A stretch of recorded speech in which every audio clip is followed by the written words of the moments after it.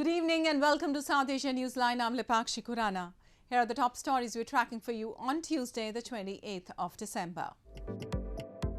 India approves 2 new COVID vaccines, 1 COVID pill for emergency use. A yellow alert sounded in capital amid Omicron fear. Afghan women protest against Taliban in Kabul, demanding equal rights. A Nepal CPN, Unified Socialist and CPN Janabadi announce unity. And now for all the details. Amid rising cases of Covid-19 and Omicron variant in Indian capital, the Delhi government on Tuesday decided to enforce yellow alert of the graded response action plan in the city. Delhi Chief Minister Arvind Kejriwal urged people to follow Covid-19 protocols and said there is no need to panic because most Covid-19 cases are mild and asymptomatic. Meanwhile, India has approved 2 new Covid-19 vaccines and an antiviral drug for restricted use in an emergency situation. Delhi Chief Minister Arvind Kejriwal announced on Tuesday a yellow alert or level 1 of the graded response action plan will be imposed in the Indian capital after the positivity rate stayed over 0.5% for 2 consecutive days. Addressing a virtual briefing, Kejriwal urged people to follow COVID-19 protocols and also stated there is no need to panic because most COVID-19 cases are mild and asymptomatic. The yellow alert involves restrictions like night curfew, closure of schools and colleges, alternate day opening of shops of non-essential items and halved seating capacity in metro trains and public transport buses, among others. तो 0.5% से ज़्यादा 2-3 दिन से चल रहा है, इसीलिए level 1 जो है ग्रेडेड एक्शन प्लान का उसको लागू करने का निर्णय लिया गया है. कुछ चीज़ों के ऊपर पाबंदियां लगाई जा रही हैं. Delhi is already under night lockdown restrictions since Monday. According to the Health Ministry, there are 165 Omicron cases in the national capital just after Western Maharashtra's 167.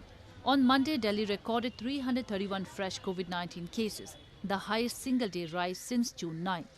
Meanwhile, India on Tuesday approved 2 more vaccines under emergency use authorization and an antiviral drug, Molnupiravir, Health Minister Mansukh Mandaviya said in a tweet, as the country braces for a possible spike in coronavirus cases due to rapidly spreading Omicron variant.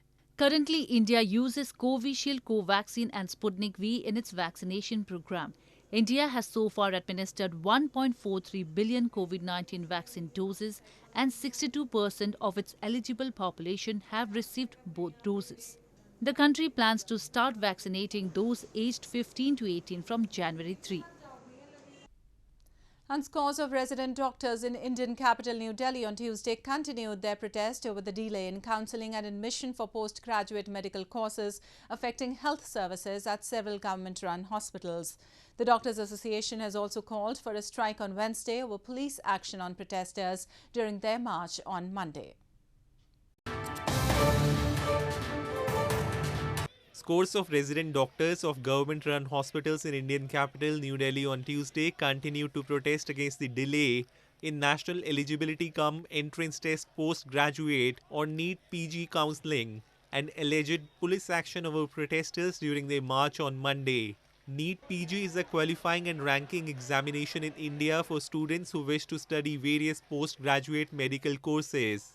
The exam, scheduled in January 2021, was postponed in view of the COVID-19 pandemic and was later held on September 12. However, the counselling and admission process for the postgraduate students who also work as junior doctors has still not begun due to clutch of pending court cases. हम strike पे इसीलिए आए हैं कि जो NEET counselling 2021 की हो रही थी अभी तक हुई नहीं है. जून में हमारे डॉक्टर्स नए आते हैं, अभी तक काउंसलिंग तक हुई नहीं है, तो और डॉक्टर्स भी नहीं है. ऑलरेडी हमारे पास जितने डॉक्टर हैं बचे कुचे वो बहुत कम हैं, ओवरवर्क्ड है. Health services at several government hospitals were affected due to the protest on Tuesday, causing inconvenience to patients and their relatives. हम अपने बच्चे की नल की से खाना जाना रहा उसका और वो नल की चेंज करानी है, मुँह से खा ना पाता. अब ये जाने ना दे रहे, अंदर हड़ताल कर रखी इन्होंने. ये तो सारा सा नाइंसाफी है ना, सारी पब्लिक परेशान घूम रही है. An association of resident doctors has now called for a strike on December 29 including the shutdown of all non-emergency services if no adequate response from the government is received. Also, women's rights were severely curtailed during the Taliban's previous stint in power in Afghanistan in the 1990s. And since regaining control of the country, the government's recent actions suggest that the Islamic fundamentalist group is reverting to its previous form. The latest one is denying long-distance travel for women without a male relative. Dozens of Afghan women staged a protest in Kabul on Tuesday, demanding their rights under the Taliban rule.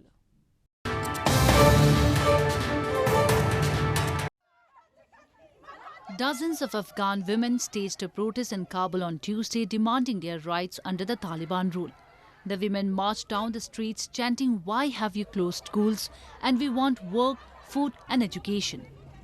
The protest followed a new Taliban decree on women's rights issued by the Ministry of Promotion of Virtue and Prevention of Vice on Sunday that dictates women's travelling for more than 72 kilometers or 45 miles should be accompanied by a male family member.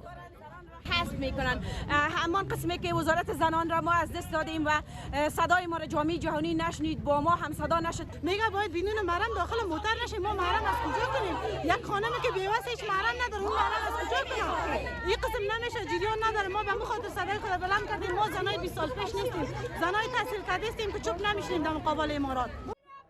During its previous rule from 1996 to 2001, the Taliban banned women from leaving the house without a male relative and full face and head covering, and girls from receiving education, and have severely limited employment opportunities for women. The Taliban say they have changed and are working on getting more girls back to school after allowing high schools for girls in some provinces to open. But many women and rights advocates remain skeptical. The Taliban has been under pressure from the international community, who have mostly frozen funds for Afghanistan, to commit to upholding women's rights since the hardline Islamist group took over the country on August 15. And in news from Pakistan, Pakistan's top security panel on Monday approved its national security policy for 2022 to 26, placing economic security at the core of the first of its kind document to ensure a citizen-centric approach to security. Prime Minister Imran Khan termed it a historic moment for the country.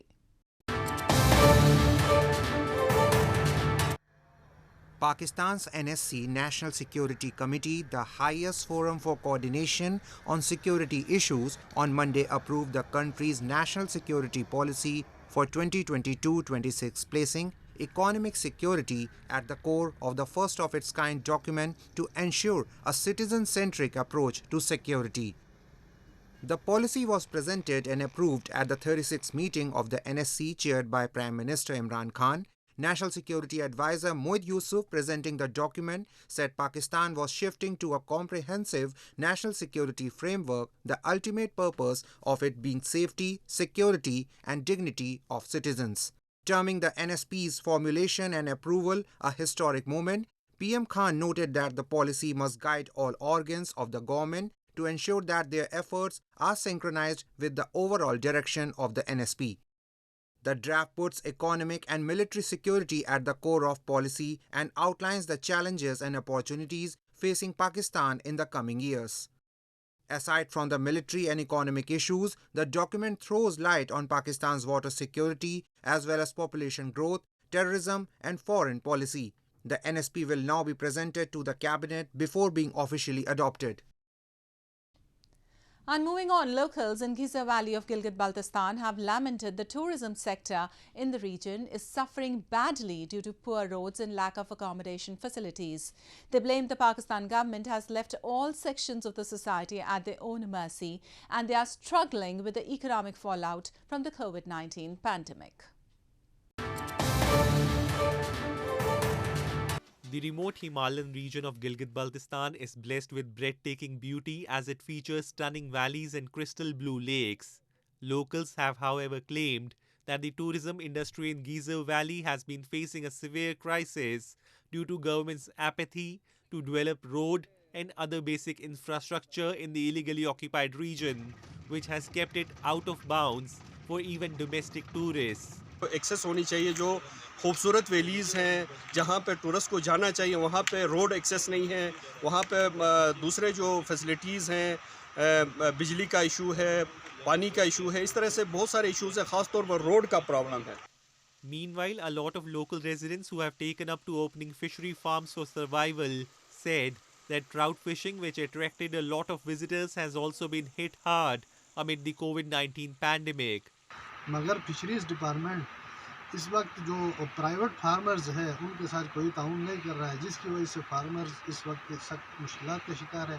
Covid की वजह से गिलगित बल्तिस्तान में सियाहत का जो शोबा है वो ज़वाल पजीर हो चुका है। इस पर तवज्जो देने की ज़रूरत है ताकि Locals blame Islamabad's indifferent attitude towards the region has affected all sections of the society. Shopkeepers and other small businesses in the region are also struggling with the economic fallout from the pandemic. And moving on to news from Nepal, the CPN Unified Socialist, led by Madhav Kumar Nepal, and Nepal Communist Party Janabadi, led by Devendra Singh Mahat, announced unity of the two parties at a special event held in Kathmandu on Tuesday. In August, Nepal's largest communist party, CPN-UML, had faced a split, with Madhav Kumar Nepal ending a long-standing feud with UML chairman KP Sharma Oli and forming his new party CPN Unified Socialist. Meanwhile, Mahat had formed his party in 2015 after parting ways with CPN Maoist Centre, led by Pushp Kamal Dahel. The unification is likely to put incumbent Prime Minister Sher Bahadur Deuba in a stronger position, as Madhav Kumar Nepal is amongst his coalition partners. And Buddhist monks in India's eastern pilgrimage town of Bodh Gaya performed traditional mask dance Chham with an aim to ward off evil spirits and spread peace around the world.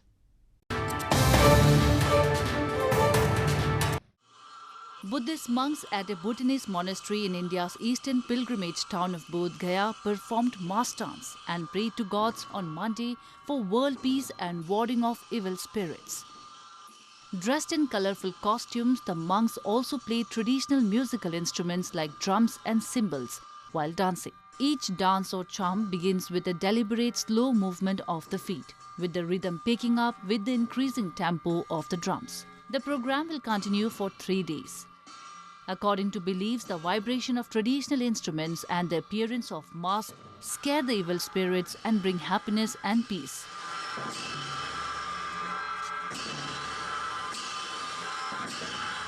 ये हम लोग ये dance जो है ना ये धार्मिक का है, धार्मिक का चीज़ है।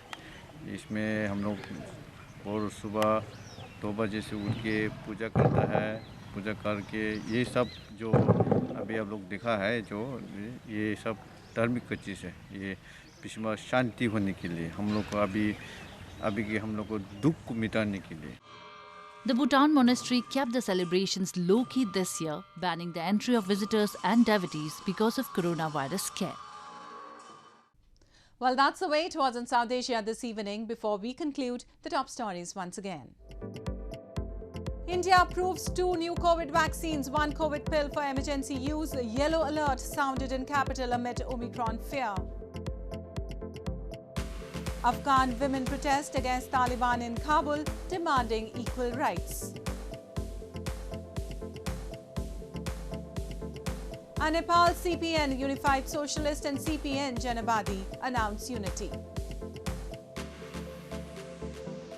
Now our viewers can watch the show on SouthAsiaNewsline.com. You can also visit us on Facebook.com/SAsiaNewsline and follow us on Twitter @SAsiaNewsline. That's all in tonight's edition. We'll see you same time tomorrow. Good night.